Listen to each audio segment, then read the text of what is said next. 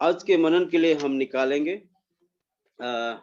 लूका रचित सुसमाचार पहला अध्याय और 26 से 37 तक हम पढ़ेंगे। Gospel of Luka chapter 1 verse 26 to 37 मैं आपके लिए पढ़ूंगा। 6वें महीने में परमेश्वर की ओर से जिब्राइल स्वर्गदूत गलील के काना नगर में एक कुंवारी के पास भेजा गया, जिसकी मंगनी यूसुफ नामक दाऊद के घराने के एक पुरुष से हुई थी। उस कुंवारी का नाम मरियम था। स्वर्गदूत ने उसके पास भीतर जाकर कहा, आनंद और जय तेरी हो, जिस पर ईश्वर का अनुग्रह हुआ है, प्रभु के साथ है। वह उस वचन से बहुत घबरा गई और सोचने लगी कि यह किस प्रकार का अभिवादन है। स्वर्गदूत ने उससे कहा, हे मरियम, भयभीत न हो, क्योंकि परमेश्वर का अनुग्रह तुझ पर हुआ है। देख, तू गर्भवती होगी और तेरे एक उत्पन्न होगा, तो उसका नाम यीशु रखना। वह महान होगा और परम प्रधान का पुत्र कहलाएगा, और प्रभु परमेश्वर उनके पिता दाऊद का सिंहासन उसको देगा, और वह याकूब के घराने पर सदा राज करेगा, और उसके राज्य का अंत न होगा। मरियम ने स्वर्गदूत से कहा, यह कैसे होगा? मैं तो पुरुष को जानती ही नहीं। स्वर्गदूत ने उसको उत्तर दिया, पवित्र आत्मा तुझ पर उतरेगा और परम प्रधान की सामर्थ तुझ पर साया करेगी, इसलिए वह पवित्र जो उत्पन्न होने वाला है परमेश्वर का पुत्र कहलाएगा। और देख, तेरी कुटुंबिनी इलिशिबा के भी बुढ़ापे में पुत्र होने वाला है। वह उसका जो बांझ कहलाती थी 6वां महीना है, क्योंकि जो वचन परमेश्वर की ओर से होता है वह प्रभाव रहित नहीं होता। मरियम ने कहा, देख, मैं प्रभु की दासी हूँ, मुझे तेरे वचन के अनुसार हो। तब स्वर्गदूत उसके पास से चला गया। और दूसरा अध्याय में भी मैं 2-3 वचन पढ़ना चाहता हूँ, 3 से 6 तक। सब लोग नाम लिखवाने के लिए अपने अपने नगर को गए। अतः यूसुफ भी, इसलिए कि वह दाऊद के घराने और वंश का था, गालिल के नजरत नगर से यहूदिया में दाऊद के नगर बेथलेहम को गया कि वो अपनी मंगेतर मरियम के साथ, जो गर्भवती थी, नाम लिखवाए।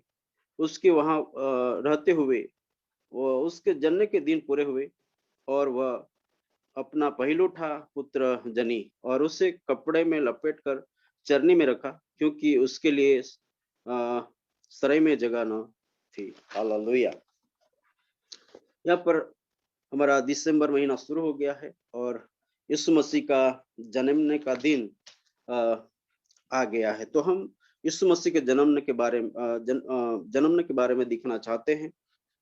यहाँ पर हम देख सकते हैं कि 6वें महीने में परमेश्वर की ओर से जिब्राइल दूत, जो संदेशवाहक, गलील के नाजरत नगर में एक कुंवारी के पास, यानी कि मरियम के पास वो गया, और जिसकी मंगनी यूसुफ के साथ हुई थी।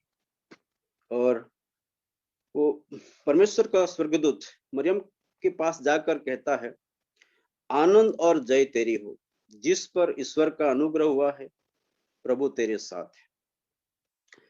मरियम के पास जाकर परमेश्वर का दूत बातचीत करता है और उसको एक सलाम देता है, उसको एक अभिवादन देता है, उसके साथ बातचीत करता है।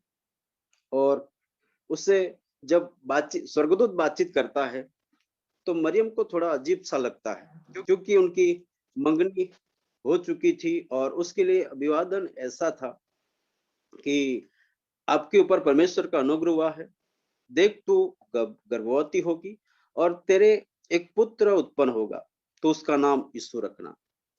परमेश्वर का दूत उनको इस तरह कह रहा कि तू गर्भवती होने वाली है और एक पुत्र उत्पन्न होगा और उसका नाम यीशु रखना। जब इस तरह उससे बातचीत हो रही थी, अभी मरियम एक जिसके साथ मंगनी हो चुकी यूसुफ के साथ, इंसान के तरह यदि वो सोचे तो उसकी वो बहुत कुछ सोच सकती है और बहुत कुछ उसके लिए चुनौती थी, लेकिन आगे बातें करते करते आगे बढ़ती है तो वो घबरा भी जाती है, लेकिन परमेश्वर का दूत उससे कहता है कि भयभीत न हो, क्योंकि परमेश्वर का अनुग्रह तुझ पर हुआ है। और उसने ऐसा भी कहा कि मैं अभी तक किसी पुरुष को नहीं जानती, तो ये कैसे हो सकता है।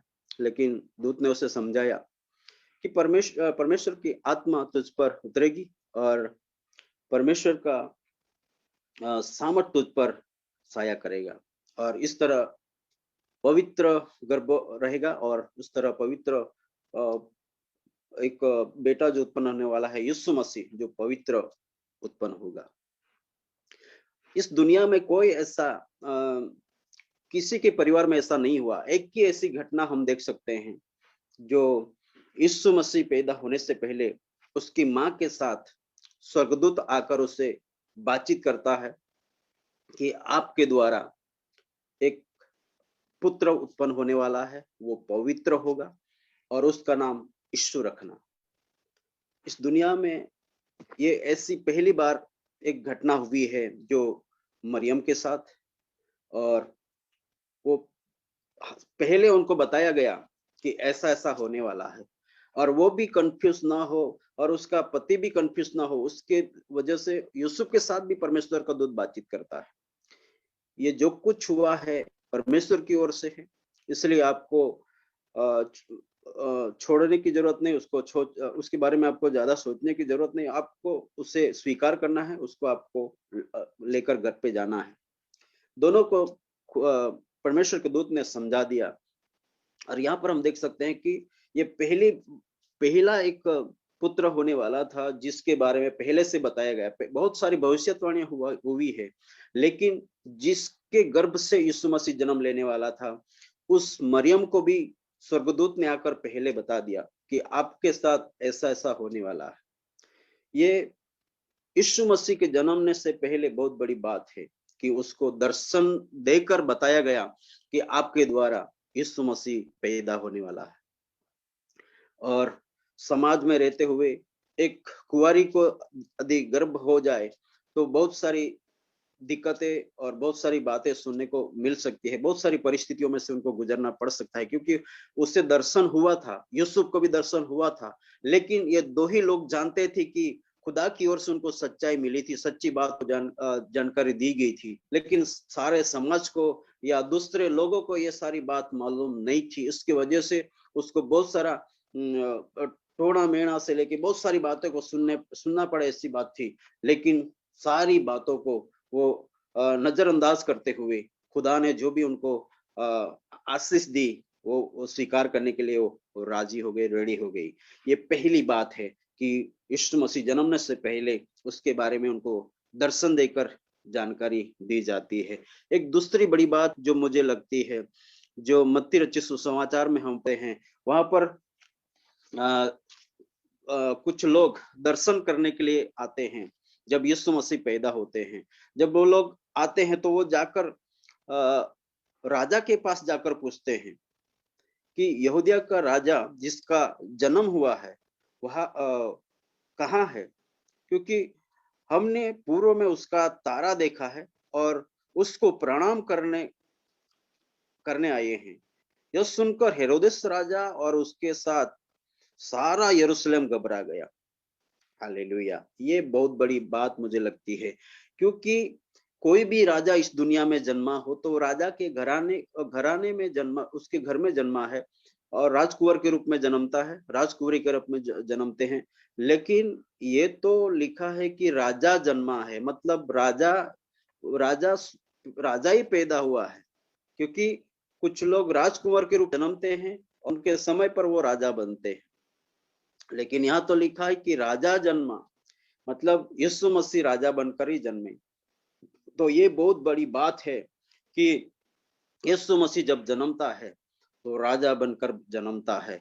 और जो हेरोदेस के बारे में बताया गया कि वो पैसे देकर, जो हकदार नहीं था लेकिन पैसे देकर राजा बना था, इसलिए उसका पद जाने का संभव था, इसलिए वो डर जाता है और उसके साथ पूरा यरूशलेम घबरा जाता है, क्योंकि सच्चा राजा पैदा हो गया, इस बात को पता चल गया, इसलिए वो राजा भी डर घबरा जाता है, पूरा यरूशलेम भी घबरा जाता है।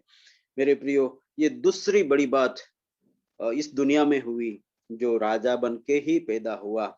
और तीसरी एक बड़ी बात में मुझे जो लगती है कि यीशु मसीह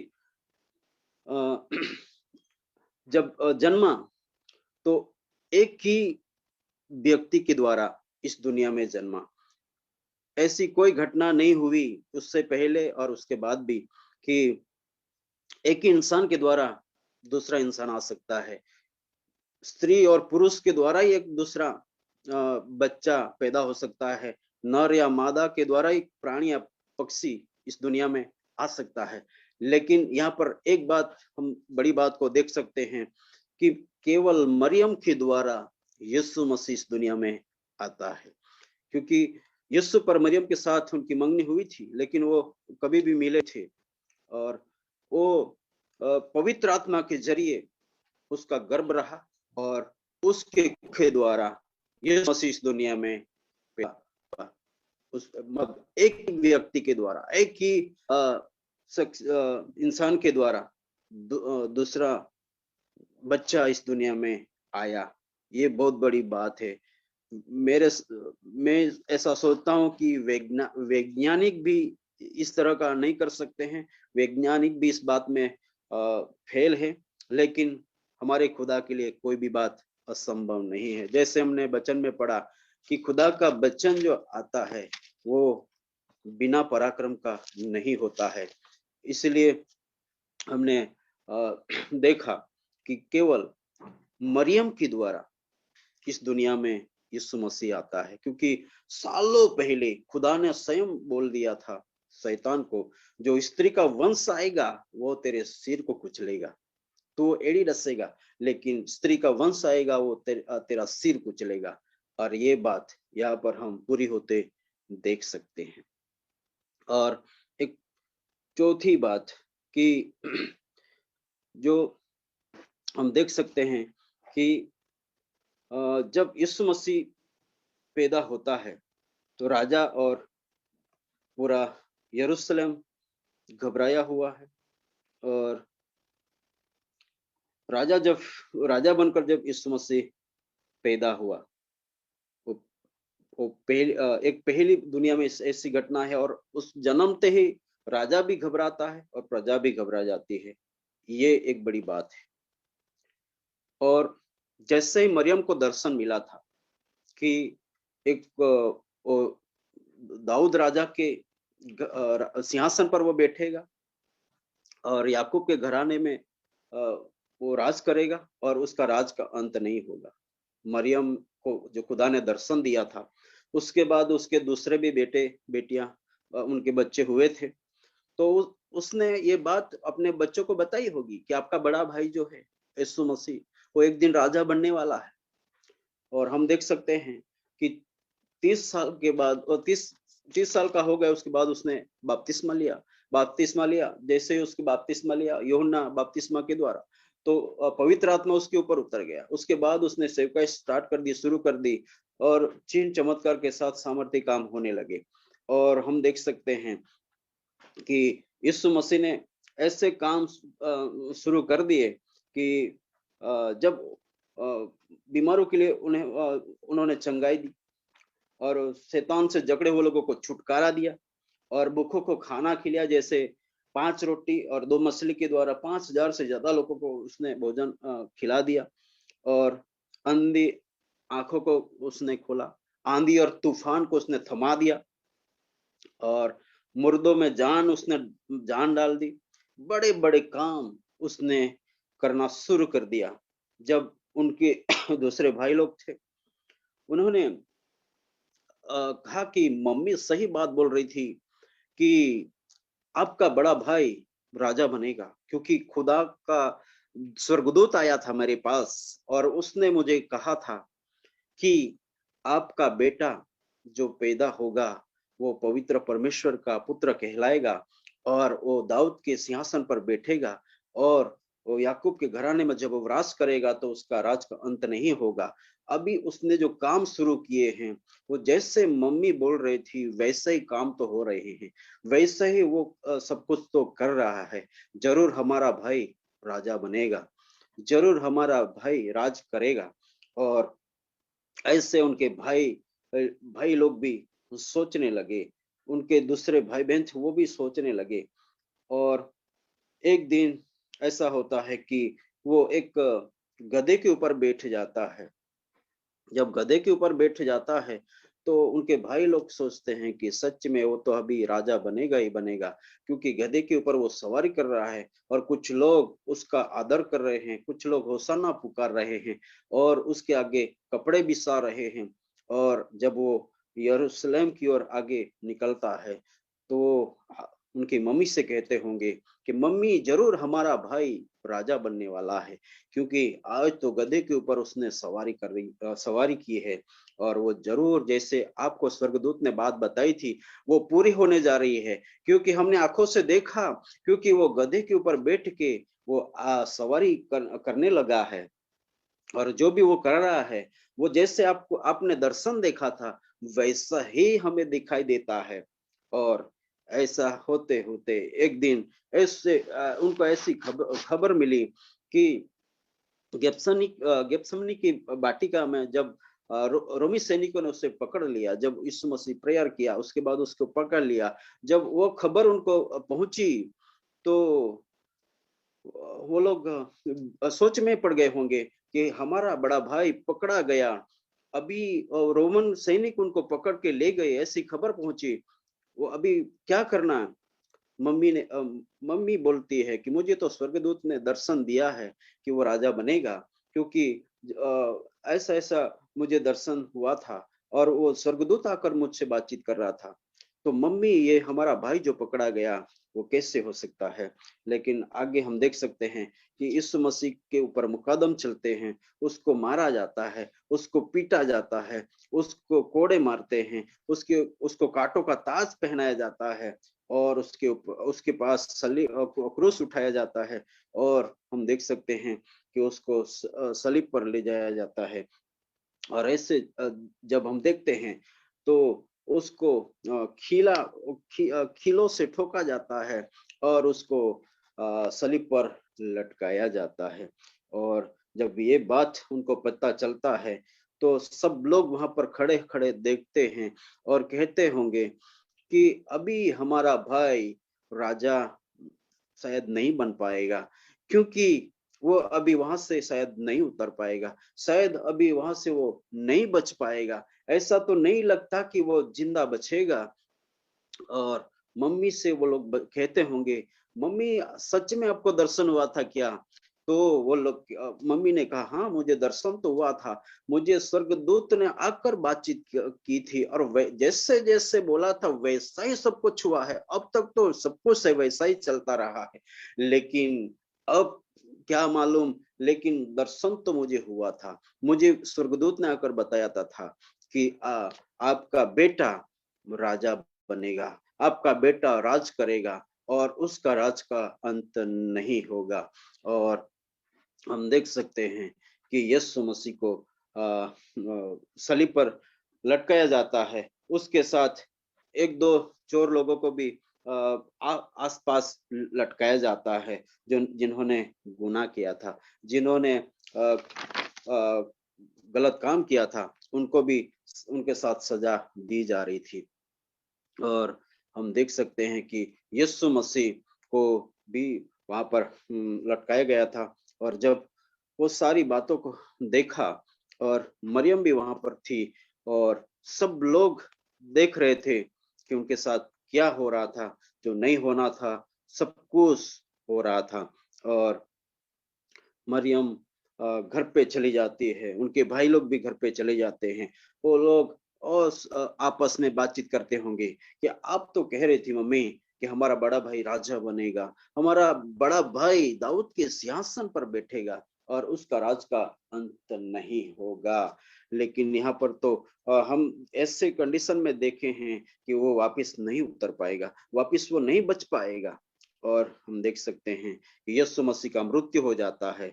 यीशु मसीह को अ, अ, उनका जो अरिमथे का यूसुफ आकर उस पिलातुस के पास परमिशन लेता है, उसका डेड बॉडी लेता है और उसके बाद उसी की कब्र में उसको गाड़ता है।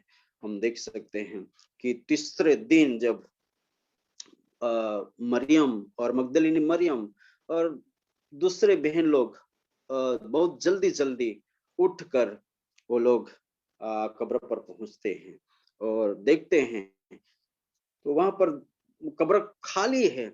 और जब कब्र खाली देखते हैं तो वो लोग बहुत खुश हो जाते हैं कि और ये माँ, उसकी माँ जो मरियम थी वो भी बहुत खुश हो जाती है। और सब लोग वहां से वापिस घर लौटते हैं दौड़ते दौड़ते और घर आके कहती है अपने बच्चों से कि आपका बड़ा भाई मरा नहीं है, वो तो जिंदा है, वो तो जिंदा होकर वापिस कब्र से बाहर आ गया है। वो राजा ही नहीं लेकिन वो राजाओं का राजा है, वो प्रभुओं का प्रभु है, उसे कोई मार नहीं सकता है, उसको कोई मार नहीं सकता है। क्योंकि जो मुझे जिस दिन गब्रियल दूत ने मेरे पास आकर मुझे दर्शन दिया था और उन्होंने मुझे साफ साफ कहा था कि आप घबराइए नहीं, आप डरिए नहीं, क्योंकि आपके ऊपर अनुग्रह हुआ है। और कहा है कि प्रभु तेरे साथ है, इम्मानुएल तेरे साथ है, खुदा तेरे साथ है। और मैं जब डर रही थी तो मुझे स्वर्गदूत ने कहा था कि खुदा का अनुग्रह, परमेश्वर का अनुग्रह आपके ऊपर हुआ है और तू गर्भवती होने वाली है और तू तेरे द्वारा पुत्र उत्पन्न होगा और उसका नाम यीशु रखना। और जैसे मुझे कहा गया था वैसे ही आपके बड़े भाई का नाम मैंने यीशु रखा था। उसको कोई मार नहीं सकता है, वो तो राजा ही नहीं लेकिन राजाओं का राजा और प्रभु का प्रभु है। और वो आज भी राजा है और राजा बनकर पैदा हुआ था, आज भी राजा है और वो हमेशा के लिए वो राजा है, उससे कोई मार नहीं सकता। मेरे बेटे, मेरे बच्चों, आपको परेशान होने की जरूरत नहीं, आपका भाई आज भी जिंदा है और वो कब्र में से बाहर आ गया है। जब ये बात जाकर मरियम ने अपने बच्चों से कही होगी तो उनके घर में बहुत बड़ी खुशहाली हो गई होगी, बहुत आनंद से उनके भाई लोग झूमने लगे होंगे क्योंकि हमारा भाई मरा नहीं है। वो कौन से गुनाह में फंसाया गया, उनके साथ क्या हुआ, वो पूरा जानकारी उनके पास तो नहीं थी। लेकिन जरूर वो लोग परेशान थे, जरूर वो लोग दुखी थे, जरूर ये लोग निराश हो चुके थे। लेकिन मरियम ने जाके खुशी का संदेश उनको दिया कि वो फिर से एक बार जिंदा हो चुका है। और मुझे जो दूत ने जैसे दर्शन में बताया था वैसा ही उनके साथ सब कुछ हुआ है। और वो सच में राजाओं का राजा है। और मरियम ने स्वर्गदूत ने मरियम से जैसे कहा था कि आपके ऊपर पवित्र आत्मा उतरेगा और परम प्रधान की सामर्थ तुझ पर साया करेगी। इसलिए कि वो पवित्र जो उत्पन्न होने वाला है परमेश्वर का पुत्र कहलाएगा। वो राजा ही नहीं लेकिन वो परमेश्वर का पुत्र है, क्योंकि मेरे ऊपर परमेश्वर की आत्मा ने आच्छादन किया था, मेरे ऊपर परमेश्वर की रूह उतरी थी और उसके द्वारा मेरा गर्भ रहा था। जैसे आप लोगों का जन्म हुआ है वैसा नहीं है, लेकिन उसका जो जन्म हुआ था वो अलग ही जन्म हुआ था। क्योंकि आपका पिताजी और मैं कभी नहीं मिले थे, उससे पहले हमारा दर्शन हुआ था, मुझे दर्शन हुआ था और मेरा गर्भ रहा था। और आप लोग जो जन्मे हैं वो आपके पिता और हम जब मिले उसके बाद आपका जन्म हुआ है, आपके बड़े भाई का ऐसा जन्म नहीं हुआ था। इसलिए वो राजाओं का राजा है, प्रभुओं का प्रभु है और वो परमेश्वर का पुत्र है। हालेलुया। इस तरह मरियम उनके बच्चों से बातचीत की होगी। और हम देख सकते हैं कि जैसे उनको स्वर्गदूत ने बताया था कि आपकी जो कुटुंब वाली जो एलिशिबा है, जो बांझ कहलाती थी, उसका भी गर्भ है, वो भी वो उसको भी आशीष मिली है, उसी तरह आपके जीवन में भी होने वाला है। और कहा कि जो परमेश्वर का वचन जब परमेश्वर की ओर से आता है, वो प्रभाव रहित नहीं होता है। परमेश्वर का वचन जो आज तेरे पास आया है, वो प्रभाव रहित नहीं है, वो सामर्थ के साथ आपके जीवन में काम करने वाला है और एक इतिहास बनाने वाला है। और जब ये सारी बात जब मरियम ने सुनी थी, तो परमेश्वर के दूत से उसने कहा, देख मैं प्रभु की दासी हूँ, मुझे तेरे वचन के अनुसार हो। तब स्वर्गदूत उसके पास से चला गया था। मेरे प्रियो, क्योंकि एक एक बात जैसे स्वर्गदूत ने मरियम के साथ बातचीत की थी, वैसा ही उसके जीवन में हो गया था। और आज भी हम देख सकते हैं कि जो उसके साथ बातचीत हुई थी, वैसा ही उसके जीवन में हुआ था। और हम देख सकते हैं कि यीशु मसीह वैसा ही पैदा हुआ और वैसे ही जिया, जैसे हमने वचन में देखा है, वैसे ही यीशु मसीह इस दुनिया में जिया और एक राजा के समान पैदा हुआ, राजा के समान जिया, राजा के समान मर गया और जिंदा हो गया। वो यीशु मसीह राजाओं का राजा है, प्रभुओं का प्रभु है और ईश्वर पुत्र है और खुद स्वयं ईश्वर है। मेरे प्रियो, हमने जो देखा कि उसके जीवन में कि उससे पहले कोई ऐसी घटना नहीं हुई थी कि जब जन्मने वाला हो, उसके बारे में माता पिता से किसी ने दर्शन देकर कहा हो। एक ही बात हम देख सकते हैं, यीशु मसीह के बारे में उसकी माता को भी बताया गया, उसके पिता को भी बताया गया। जब उसका जन्म हुआ तो राजा के समान ही हुआ और लोग दर्शन करने के लिए आए, तब राजा को ही खोज रहे थे, जो राजा जन्मा था वो कहाँ है। और जब वो राजा जन्मा तो जो डुप्लीकेट राजा था, इस दुनिया का राजा था, वो घबरा जाता है। और एक ही इंसान के द्वारा दूसरा इंसान आना इस दुनिया में मुश्किल है और असंभव है। जो एक ही इंसान के द्वारा दूसरा इंसान मतलब प्रभु यीशु मसीह जन्म लेता है, एक ही व्यक्तित्व के द्वारा, जैसे खुदा ने भविष्यवाणी की थी, वो यहाँ पर हम पूरी होते देख सकते हैं। तो मेरे प्रियो, हमारा यीशु मसीह केवल राजाओं का राजा नहीं, प्रभु का प्रभु ही नहीं, लेकिन खुदा, स्वयं खुदा है। इस वचन के द्वारा खुदा हम सबों को बड़ी बरकत देने पाए। आमीन। आमीन, आमीन, आमीन। थैंक यू पास्टर ज्योतिष। बड़ी खूबसूरती से पास्टर जी ने शुरू से लेके जीसस के बर्थ से लेके एंड तक पूरी की पूरी स्टोरी सुना दी हमें, और बड़ी खूबसूरती से मेरी की जुबानी, मरियम की जुबानी सुनाई। खुदा उनका शुक्र। और वाकई बड़ी अच्छी बात लगी कि जो डुप्लीकेट बादशाह था वो तो घबरा ही गया। हालेलुया। क्योंकि जब ओरिजिनल चीज होती है ना, तो डुप्लीकेट को पता था कि वो ज्यादा दिन नहीं टिकेगी अब। Hallelujah. Thank you Jesus, thank you Lord. खुदा उनकी बड़ी शुक्रगुजारी करते हैं, खुदा के खादम के लिए, पास्टर ज्योतिष के लिए। आए हम सब मिलके खुदा उनके खादम को ब्लेस करते हैं, और खास तौर पर जिन्होंने ये कलाम सुने।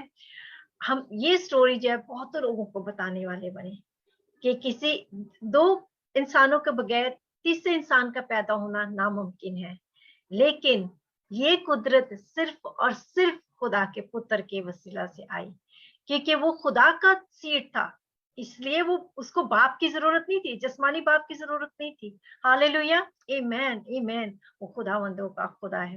आइए हम सब मिलके खुदा के खादम के लिए दुआ करते हैं। हम सब के लिए भी खुदा, हम आपकी बड़ी शुक्रगुजारी करते हैं यीशु।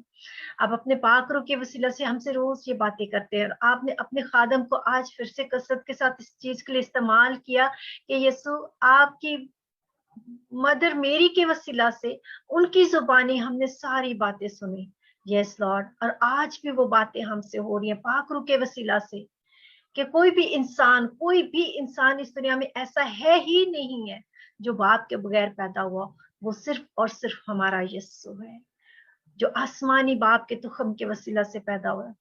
और वो जो हमारा बाप है, हम आपकी शुक्रगुजारी करते हैं यीशु, हम आपकी शुक्रगुजारी करते हैं आपकी इस दुनिया में आ जाने के लिए, शुक्रगुजारी करते हैं आपके खादम के लिए जिन्होंने बड़ी खूबसूरत तरीके से हमें फिर से आपकी बचपन से लेके पैदाइश से लेके आपके जिंदा होने आसमान पे चढ़ जाने तक पूरी पूरी स्टोरी को हम तक पहुंचाया।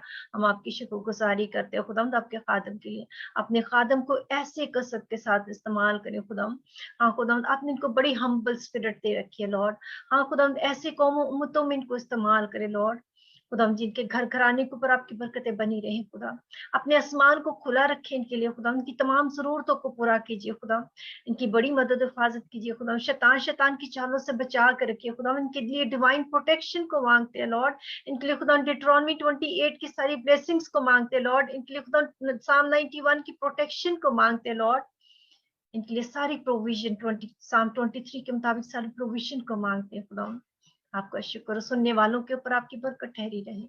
मुबारक खुदा, आपका पाक रू, ये जो आज हमने बातें सुनी जो हमें पहले भी सुन चुके थे, आपके रूह के वसीला से हमारी रूहों के ऊपर हमेशा छपी रहे खुदा। Oh thank you lord, thank you Jesus. हम आपकी शुक्रगुजारी करते हैं खुदाम। ये कलाम दुनिया के कोने कोने तक जाए खुदाम। आप जो नूर है यीशु, आप जिस दुनिया में आए ताकि दुनिया के अंधेरे को दूर करे खुदाम। हाँ खुदाम, ये नूर दुनिया के कोने कोने तक जाए लॉर्ड। अभी तक जो गाफिल है उन तक भी ये नूर जाए खुदाम जी, ताकि बहुतों की खुदाम जी जाने खुदाम उस हलाकत से बचे जिसके लिए आप आए थे इस दुनिया में खुदाम। आप अपने स्वर्गों को छोड़ के इसीलिए आए थे यीशु, ऐसा होने दीजिए खुदाम। आपका शुक्र खुदाम, सारा जलाल आपको देते हैं, आप ही को जलाल देते रहेंगे यीशु के नाम में। आमीन आमीन आमीन आमीन। हालेलुया, आमेन, हालेलुया, प्रेज गॉड। अभी वक्त है कि हम दुआओं के सेशन में जाएं। आपके पास कोई प्रेयर की रिक्वेस्ट हो तो आप दे दें। मेरे पास कुछ प्रेयर की रिक्वेस्ट आ चुकी थी जो मैंने लिख दी है। पास्टर जी आप देख लीजिएगा, एक दफा बोल दी।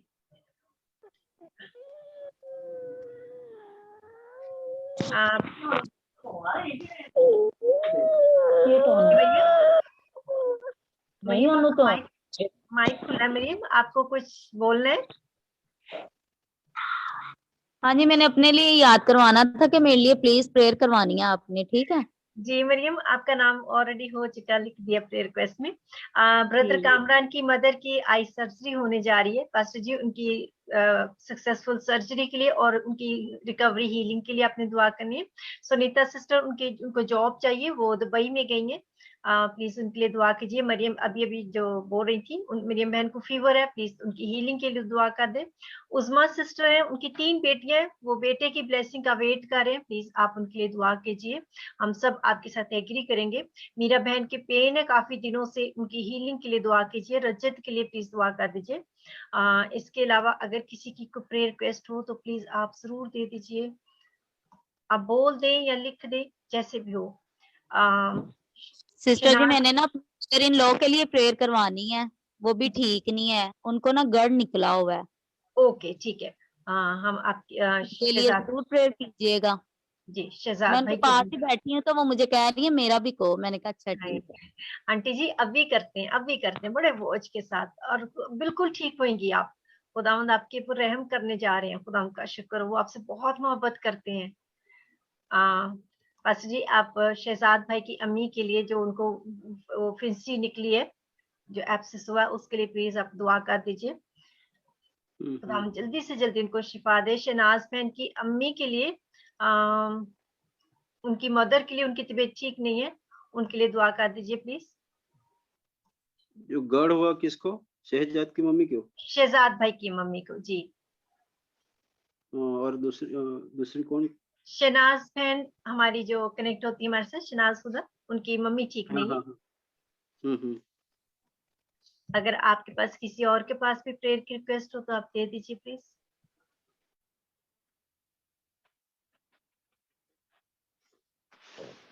आए हम सब की मम्मी के लिए जी पास्टर जी, वो काफी बीमार हैं, काफी देर से बीमार हैं, फिजिकली भी, जिस्मानी तौर पे भी थोड़ा सा, मेंटली भी थोड़ी ठीक नहीं है। तो पहले हम शहनाज की मम्मी के लिए दुआ करेंगे। हम ऐसे बोध के साथ दुआ करें कि हमारी मम्मी के लिए हम दुआ करते हैं, इस तरह हम दुआ करेंगे। Amen. आइए हम पूरी आयत से मिलकर दुआ करेंगे उनके लिए। Hallelujah, hallelujah, hallelujah, hallelujah. करुणामय जीवित सामर्थ्य खुदा हाजिर यीशु के नाम में सिस्टर शहनाज आप आपकी मम्मी के ऊपर हाथ रखिए। Hallelujah, thank you lord, thank you Jesus, thank you Jesus, hallelujah. करुणामय जीवित सामर्थ्य खुदा नाजर यीशु के नाम में लॉर्ड प्रभु जी हम शहनाज की मम्मी के लिए दुआ करते हैं परमेश्वर। प्रभु जी आंटी लंबे समय से बीमार है प्रभु जी, हम प्रार्थना करते हैं खुदा हालेलुया। प्रभु जी आपके लिए कोई भी बात असंभव नहीं है प्रभु जी। उनके शरीर में उनकी बॉडी में जितनी भी बीमारी क्यों न हो, नाजरी यीशु के नाम में हम चंगाई घोषित करते हैं। प्रभु यीशु नाजरी के नाम में हम चंगाई घोषित करते हैं। प्रभु यीशु नाजरी के नाम में हम चंगाई घोषित करते हैं। प्रभु इसी वक्त शहनाज की मम्मी को छूइए प्रभु जी, इसी वक्त छूकर उनको चंगा करिए प्रभु जी। हालेलुया। हम पूरी ऐसी मिलकर पिता परमेश्वर हमारी मम्मी के लिए जैसे हम दुआ करते हैं प्रभु जी, हम हालेलुया खालवाला करते हैं प्रभु जी, निवेदन करते हैं प्रभु जी। आप इसी वक्त प्रभु जी इस आंटी को छू लीजिए प्रभु जी। हालेलुया। मेरे खुदा मेरे परमेश्वर लंबे समय से वो पिता परमेश्वर प्रभु जी बेड में पड़ी है प्रभु जी, हम प्रार्थना करते हैं उठ खड़ी होने पाए प्रभु जी, और चल फिरने पाए प्रभु जी, और अपना काम स्वयं करने पाए परमेश्वर, और उनके जीवन से सारा जलाल प्रभु जी आपको मिलने पाए, साफ होने दीजिए प्रभु जी। 38 साल से बीमार व्यक्ति को आप चंगा करने वाला जिंदा खुदा है, आपके लिए कोई भी बात असंभव नहीं है। आप सृष्टिकर्ता परमेश्वर है प्रभु जी, आप स्वयं सृष्टिकर्ता है लॉर्ड। हालेलुया। उनकी बॉडी में उनके शरीर में जो भी बीमारी है इसी वक्त प्रभु जी उनके जीवन से दूर होने पाए, हम प्रार्थना करते हैं आपका सामर्थ्य प्रभु जी उनके रुंडे लिए प्रभु जी। हालेलुया। आपका सीधा हुआ हाथ बढ़ाकर उनको छूइए प्रभु जी। हालेलुया। जैसे प्रभु जी दूत ने मरियम को कहा, जो खुदा की ओर से निकला हुआ वचन पराक्रम रहित नहीं होता है प्रभु जी, सामर्थ के साथ उनको छूइए प्रभु जी, और इसी वक्त उनको चंगाई दीजिए प्रभु जी। हालेलुया। यदि किसी तरह की मेडिसिन उनकी चालू है प्रभु जी, ये मेडिसिन प्रभु जी बंद होने पाए, पूरी रीति से प्रभु जी खर्चे से मुक्त होने पाए प्रभु जी, हम प्रार्थना करते हैं खुदा। हालेलुया। आज से कोई भी मेडिसिन उनको ना लेनी पड़े प्रभु जी, और उनको नया बल नया ताकत दीजिए प्रभु जी। जैसे 38 साल से बीमार इंसान को तुरंत आपने चंगा किया, तुरंत नया बल नया ताकत दिया, उसी प्रकार उनके जीवन में ताकत और बल दीजिए। किसी भी तरह की दुर्बलता उनके शरीर में न रहने पाए, किसी भी तरह की वीकनेस उनके शरीर में रहने न पाए, हम प्रार्थना करते हैं प्रभु जी। वैसा आपने कर दिया, इसलिए हम धन्यवाद देते हैं। सारा जलाल प्रभु जी हम आंटी के लिए आपको देते हैं खुदा। हालेलुया। उनके मुंह से हम बड़ी गवाही सुनने जा रहे हैं, इसलिए हम धन्यवाद देते हैं खुदा। हालेलुया। प्रभु जी हम प्रार्थना करते हैं ब्रदर कामरान के मम्मी के लिए प्रभु जी, उनको पिता परमेश्वर सर्जरी होने जा रही है प्रभु जी, हम प्रार्थना करते हैं जो डॉक्टर उनकी सर्जरी करने वाला है उनको ज्ञान और बुद्धि चातुर्य से परिपूर्ण करना प्रभु जी। हम प्रार्थना करते हैं ये सर्जरी सक्सेस होने प्रभु जी। अब तो जी हालेलुया बिना सर्जरी से प्रभु जी चंगा करने की कुवत रखते हैं प्रभु जी, हम प्रार्थना करते हैं उस आंटी को छू लीजिए प्रभु जी। हालेलुया। इसी आंटी छू लीजिए प्रभु। हालेलुया। प्रभु जी हो सके तो पिता परमेश्वर हालेलुया रिपोर्ट किया जा है प्रभु जी, दिल रिपाने प्रभु होने पाए प्रभु जी, हम प्रार्थना करते हैं। यदि प्रभु जी सर्जरी करनी पड़े तो प्रभु सारी बांटी के पक्ष में होने पाए, हम प्रार्थना करते हैं खुदा। हालेलुया। और जल्द से जल्द ये रुकने पाए, जल्दी से जल्द ठीक होने पाए, और प्रभु जी आंटी के जीवन से हम बड़ी गवाही सुनना चाहते हैं खुदा। हालेलुया। और वैसा आपने कर दिया, इसलिए हम धन्यवाद देते हैं। सारा आदर मान सम्मान इज्जत जलाल हम आप ही को देते हैं खुदा। हालेलुया। प्रभु जी हम प्रार्थना करते हैं पिता परमेश्वर। हालेलुया। मेरे खुद